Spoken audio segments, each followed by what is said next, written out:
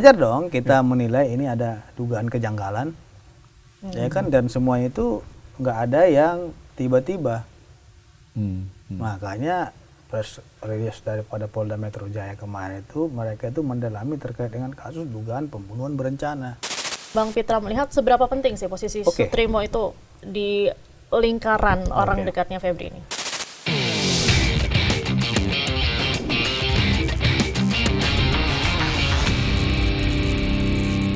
Kalau kita lihat kan kasus ini awalnya mencuat karena Sutrimo ini adalah orang dekat dari Febri Ardiansyah begitu, kepala rumah tangga di rumahnya, kemudian juga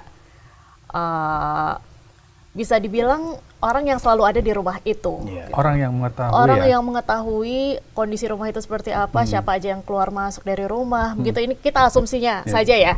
Nah, kalau misalnya Bang Pitra melihat seberapa penting sih posisi Sutrimo itu di lingkaran orang dekatnya Febri ini?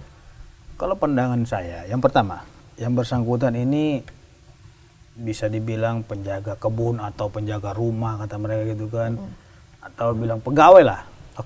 Kalau dia penjaga rumah, awal mula kasus ini dari mana sih kan gitu? Awal mula kasus ini dari penggeledahan yang dilakukan oleh Kortas Tipikor. Mereka menggeledah 13 titik. Ada yang di KPD Klen ya, ada yang di rumah Sentul, ada yang mau sempat ke Radio Dalam kan gitu, dan ada ke tempat-tempat lainnya. Berbicara lokasi, tentu berbicara orang yang jaga, benar nggak? Kan katanya penjaga rumah nih kan gitu, ya dia yang bertanggung jawab menjaga rumah-rumah kosong dan lain-lainnya. Sedikit atau banyaknya, tentu kalau dia menjaga, tentu pasti ia mengetahui siapa yang masuk ke rumah kosong, contohnya gitu kan, siapa yang masuk ke rumah ini gitu Sentul, siapa yang ke The Klen dan lain-lainnya.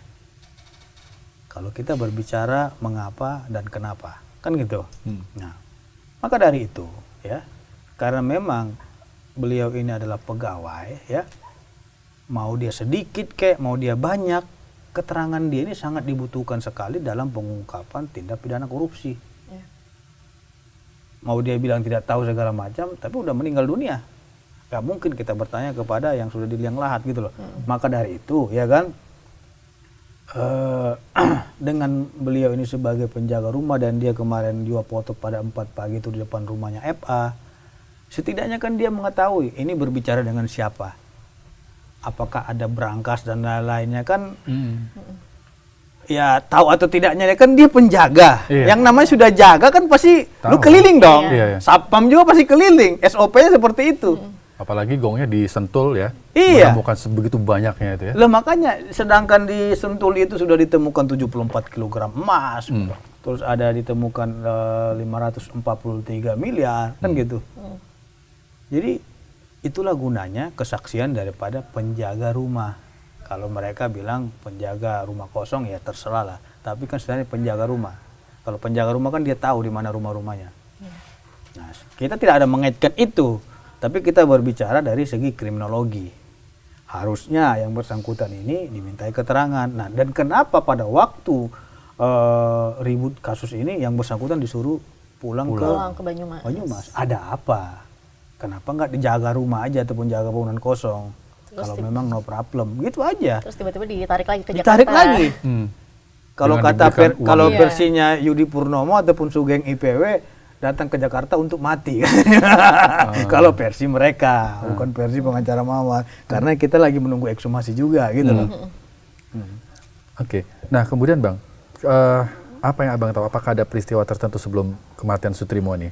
Menurut Abang yang sangat relevan dengan kasus ini? Ada kejadian yang kira-kira benang merahnya ada nih sebelum dia meninggal. Saya melihat sama kejadiannya, sama kasus inilah. Saya melihat dari segi motivasi. Motivasinya yaitu perlakuan khusus tadi. Yang ada 2 orang dijemput. Itu janggal ya? Iya, satu itu. Terus kenapa dikasih sampai kasih parfum ya kan? Tumben-tumben dikasih parfum. Apa ya katanya makan-makan di Blok M kan gitu. Ya, artinya loh, saya hanya penjaga rumah kosong kok diistimewakan gitu kan. Kok ada kayak spesial banget gitu loh kan. Terus sampai 2 orang yang jemput kan gitu. terus dikasih lagi uang 5 juta. Ini kan sangat istimewa sekali. Berarti kan kita mendalami motivasinya apa seistimewa itu. Kalau ngasih parfum ke perempuan gitu ya, ke pacar gitu. Oke gitu ya. Tapi dia masih senang tuh. Iya, gitu. ini ke laki-laki ngasih parfum ya. Ke bapak gitu ya. Bapak-bapak ya. Bapak-bapak ya, makanya aneh banget parfum dikasih ke bapak. Udah puluhan tahun gitu kan.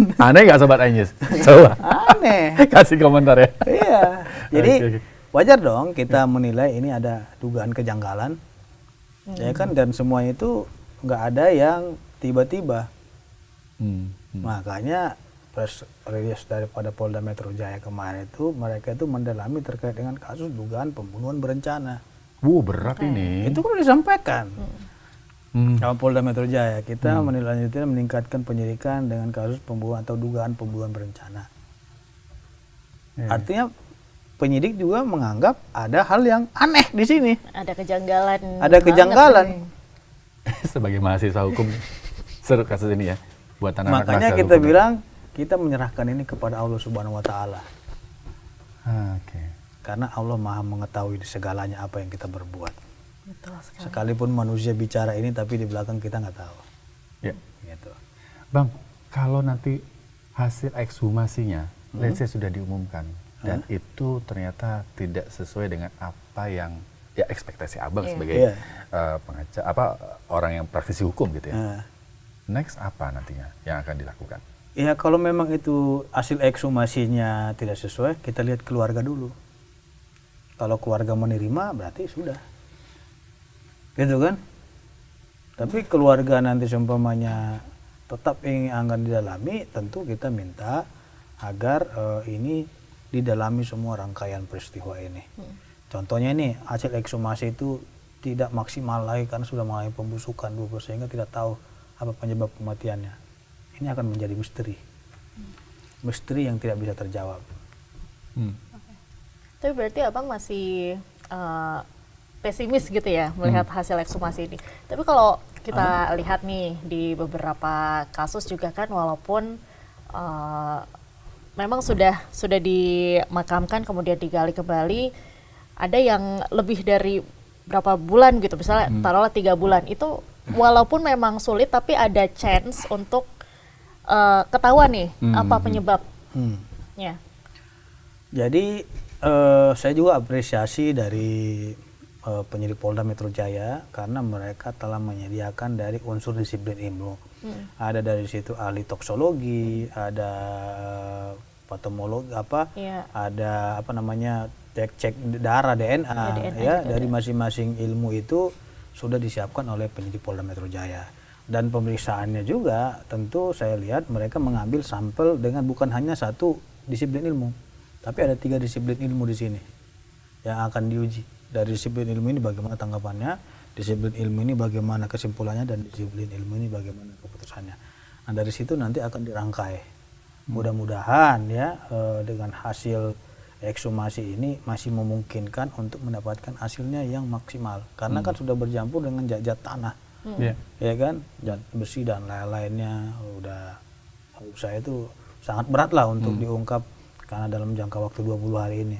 Kecuali pada waktu hari itu juga meninggal dunia langsung diotopsi seperti kasus Brigadir Joshua. Pada hari itu yang sama dilangsungkan diotopsi kan gitu, jadi saya nggak tahu gitu.